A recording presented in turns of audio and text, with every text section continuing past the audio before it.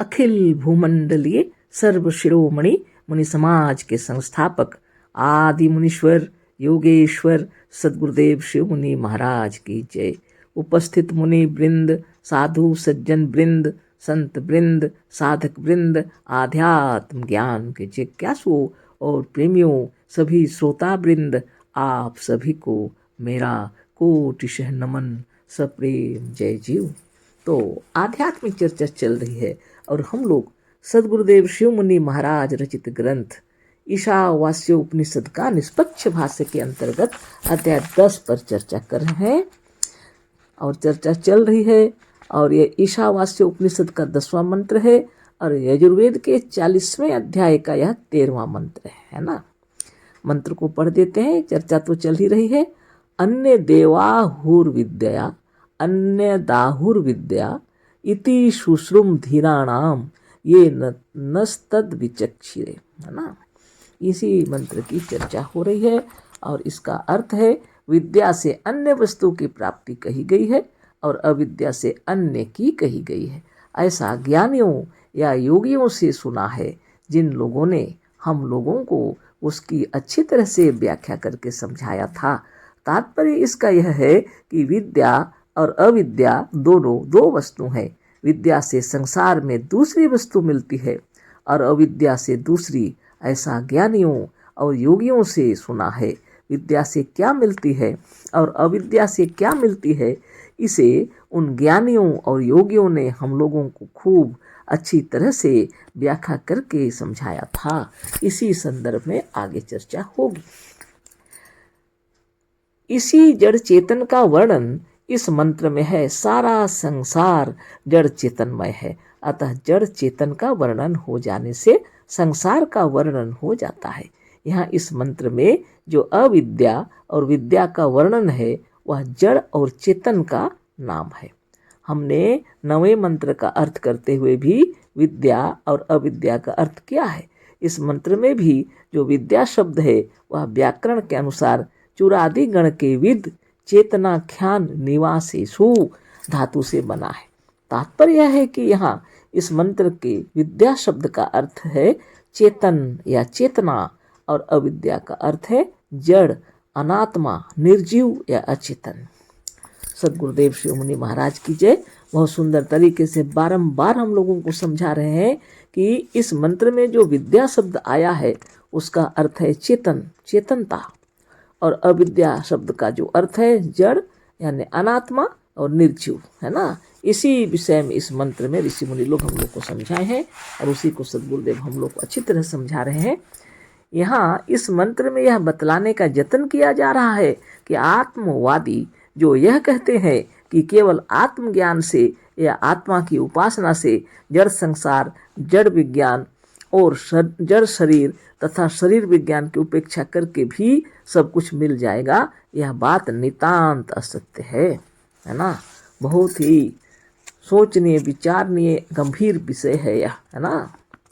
आप सोच लीजिए, महात्मा लोग बता रहे हैं हम लोगों को केवल आत्मज्ञान से या आत्मा की उपासना से यानी जड़ संसार, जड़ विज्ञान यानी साइंस और जड़ शरीर तथा शरीर विज्ञान की उपेक्षा करके भी सब कुछ मिल जाएगा, यह बात नितांत असत्य है।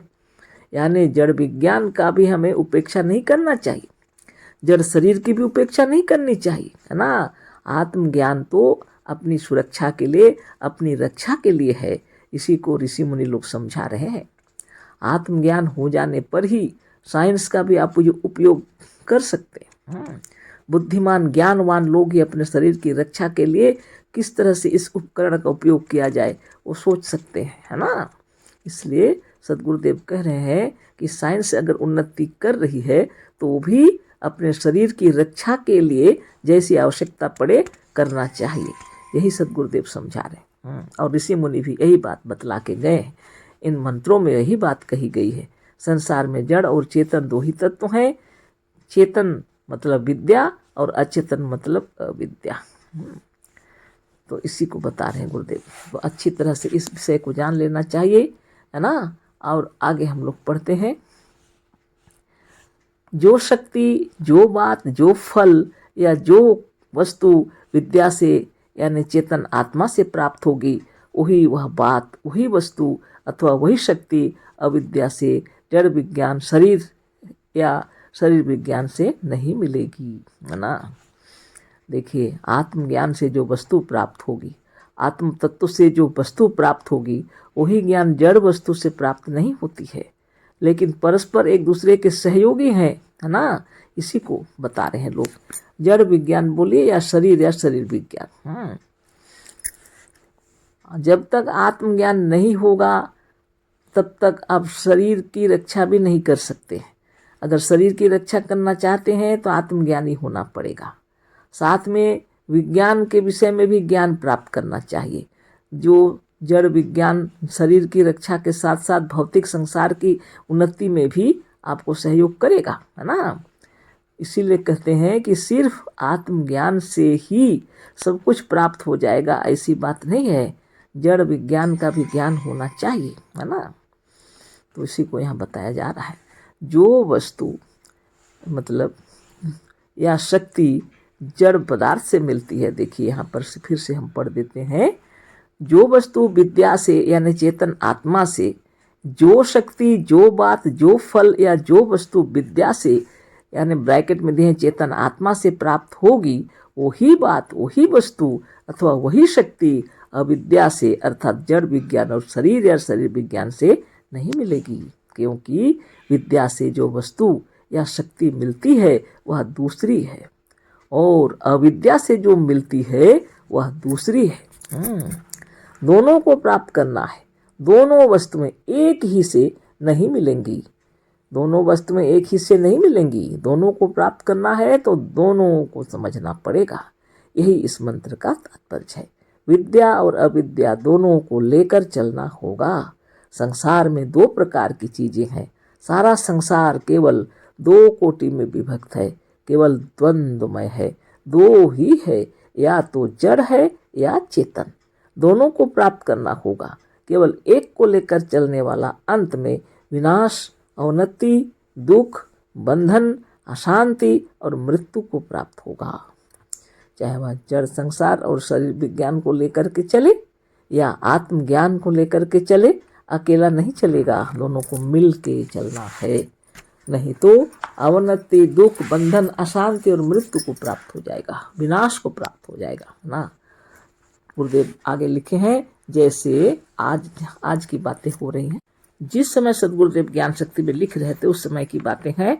आज जैसे यूरोप, अमेरिका और रूस केवल जड़ विज्ञान की उन्नति करके संसार को मृत्यु, अशांति, रोग, चिंता और पराधीनता की ओर ले जा रहे हैं, उसी तरह से भारत केवल आध्यात्मिकता, आध्यात्मिक ज्ञान, योग, अहिंसा, मजहब, दया, दीनता, व्रत और उपवास आदि आध्यात्मिक विचारों का आश्रय लेकर और शरीर तथा संसार की उपेक्षा करके अवनति को प्राप्त हुआ। सभी को मालूम है ना। अहिंसा की बातों को लेकर के बौद्ध लोग रहते थे, लेकिन कितनों को मार डाला गया था। सोच लीजिए। समय के साथ में, समय के अनुसार व्यक्ति को अपनी सुरक्षा के लिए तैयार रहना चाहिए। ऋषि मुनि यही बता रहे हैं। आवश्यकता के अनुसार अपने शरीर की रक्षा और अपने मजहब के अनुसार नहीं चलेंगे, लेकिन फिर भी ज्ञान को जानना पड़ेगा विज्ञान के हिसाब से। तो नहीं तो मृत्यु को प्राप्त होंगे, विनाश को प्राप्त होंगे, पराधीनता को प्राप्त होंगे, है ना। भारत हो या और कोई देश, जैसे रूस, यूरोप, अमेरिका, ये सब जो है ना, चेतन की, आत्मा की उपेक्षा करके जड़ को ही श्रेष्ठ समझते हैं, है ना। आगे भी ऐसे ही चल रहा था। गुरुदेव लिखे हैं, जैसे यूरोप, अमेरिका और रूस केवल जड़ विज्ञान की उन्नति करके संसार को मृत्यु, अशांति, रोग, चिंता और पराधीनता की ओर ले जा रहे हैं, उसी तरह से भारत केवल आध्यात्मिकता, आध्यात्मिक ज्ञान, योग, अहिंसा, मजहब, दया, दीनता, व्रत और उपवास आदि आध्यात्मिक विचारों का आश्रय लेकर और शरीर तथा संसार की उपेक्षा करके अवनति को प्राप्त हुआ। पाश्चात्य देश के भी बड़े बड़े विद्वान अब एक स्वर में कह रहे हैं कि इस विज्ञान की उन्नति से जो शस्त्रास्त्रों की उन्नति हुई है, उसका यदि त्याग करके संसार आध्यात्मिकता की ओर ना झुका तो शीघ्र ही एक ही दिन के भीतर कुछ क्षणों में सारे का सारा संसार उसी तरह से विनाश को प्राप्त होगा जैसे 56 करोड़ यदुवंशियों का क्षण भर में विनाश हो गया था। है ना, सोच लीजिए। आज से युगों पहले की बात। एटम बम और हाइड्रोजन बम का आविष्कारक अभी थोड़े दिन हुआ मरा है।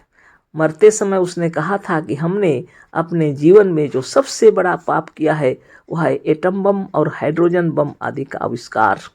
इसे प्राणियों के निवास स्थल पर छोड़ने वाला परिणाम तो दूर रहा, केवल परीक्षण मात्र से रोगी होकर लाखों मनुष्य मर गए। और यदि परीक्षण रोका ना गया और इसी तरह से होता रहा तो आगे की संतान 3 फुट से अधिक ऊंची नहीं होगी और उनकी 17 वर्ष से अधिक की आयु नहीं होगी। इसी तरह से केवल आध्यात्मिकता से जो आगे की संतान होगी वह भारतीय साधुओं की तरह होगी, बौद्ध होगी, बुद्धू होगी और भिखमंगे साधु होंगे जो देश को रसातल में पहुंचा देंगे और पहुंचा दिया है ना। भारत में भी जब जब और जिस भूखंड के लोगों ने आध्यात्मिकता को त्याग कर केवल जड़ विज्ञान द्वारा शस्त्रास्त्रों की उन्नति कर और अन्य लोकों में जाने वाले तथा अन्य लोगों के राजाओं तथा प्रजा से लड़ने वाले व्योमयानों की उन्नति की और विश्व को सताना शुरू किया था, तब महाभारत ऐसे युद्धों ने और परशुराम के समान असाधारण व्यक्तियों द्वारा सबका संहार हो गया था। प्राचीन काल में भी ऐसे ऐसे विमान थे कि यहाँ के बलवान, बुद्धिमान तथा वैज्ञानिक जो शक्ति संपन्न थे वह विश्व के तमाम लोकों में पहुंच जाते थे और वहां से इतना धन लूट कर लाते थे कि अपने संसार को, अब ब्रैकेट में दिए लंका को, सोने का बनवा डाला था।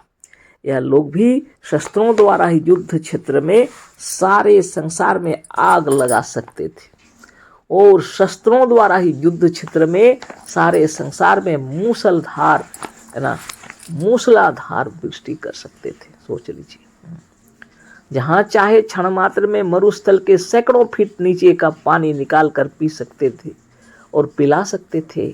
उस समय के रॉकेटों के समान बाणों में एक गुण विशेष यह था जो इस समय के रॉकेटों या बाणों में नहीं है। वह एक गुण विशेष यह था कि दुश्मन का संहार करके फिर से वह शस्त्र शांत होकर वहीं छोड़ने वाले के पास लौट आते थे। हाँ, अभी भारत में बन गया है ना बहुत बड़ी बात है। पर इन सबों की उन्नति के कारण ही सोने की लंका और सारे के सारे विद्वान तथा वैज्ञानिक और योद्धा विनाश को प्राप्त हुए और महाभारत में ही भी सबके सब वैज्ञानिक युद्ध क्षेत्र में मारे गए और उस समय का एक भी विज्ञान को जानने वाला संसार में ना रहा। कितना विनाश हो गया, सोच लीजिए। इसीलिए ऋषि मुनि लोग सचेतन करके चले गए हैं कि विज्ञान की उन्नति भी करें और आध्यात्मिक उन्नति भी करें और दोनों को मिलाकर तालमेल के साथ जीवन जीने की कला सीखनी पड़ेगी ना, तब जीवन मधुर और सुंदर होगा, है ना समय तो ज़्यादा हो गया, कल फिर चर्चा होगी, आप भी खूब विचार कर लीजिए। और नहीं तो इतने युद्ध हुए हैं, इसी सब कारण है, यही सब कारण है ना। आध्यात्मिक उन्नति भी जरूरी है और साइंस की वैज्ञानिक उन्नति भी जरूरी है। जब संसार में रहते हैं जब हम लोग, तो यहाँ की आवश्यकता की चीज़ों को भी उपयोग में लाने का तरीका मालूम होना चाहिए, है ना। इसलिए यह दोनों को जानना पड़ेगा। आगे फिर कल चर्चा होगी। अशेष धन्यवाद। कोटिशः नमन। सप्रेम जय जीव। सद्गुरुदेव शिव मुनि महाराज की जय।